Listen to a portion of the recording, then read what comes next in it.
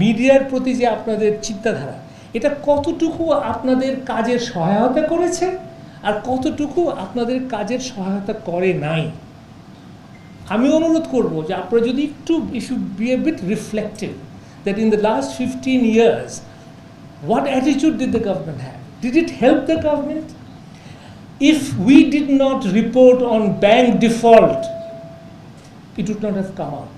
If we did not report on money laundering, you could not have known the extent of money laundering. If we did not report on the criminalization of many of the institutions, you would not have known. My humble suggestion is that if you had given us more leeway, you would have been served better.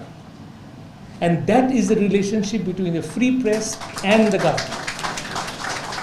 আমি একটা উপমা দেই মাননীয় speaker এবং মন্ত্রীকে। আমরা কিন্তু এই যে আইজিপি বেনজিরের যে তার যে কুকর্ম, আমরা কিন্তু মিডিয়াতে জানতাম, কিন্তু রিপোর্ট করতে সাহস পাইনি।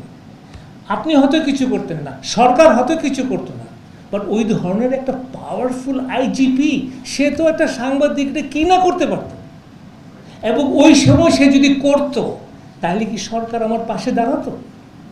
ওই সংবাদপত্রের পাশে কি সরকার দাঁড়াতো যে না এটা তো তথ্যভিত্তিক রিপোর্ট হয়েছে, পুলিশ তুমি কেন ওদেরকে হ্যারাস করছো? আমাদের সেই আত্মবিশ্বাস নাই। ইনস্টিটিউশনাল যারা হেড হয়, পার্টিকুলারলি ল এনফোর্সমেন্ট এজেন্সিস, তারা এত ক্ষমতাধর হয় যে তারা সরকারের না অজ্ঞাতেই তারা কিন্তু সাংবাদিকতার উপরে হস্তক্ষেপ করে। এবং এই বেনজিরের example is a startling example where we in the media knew most of these things, but we didn't have the guts to report.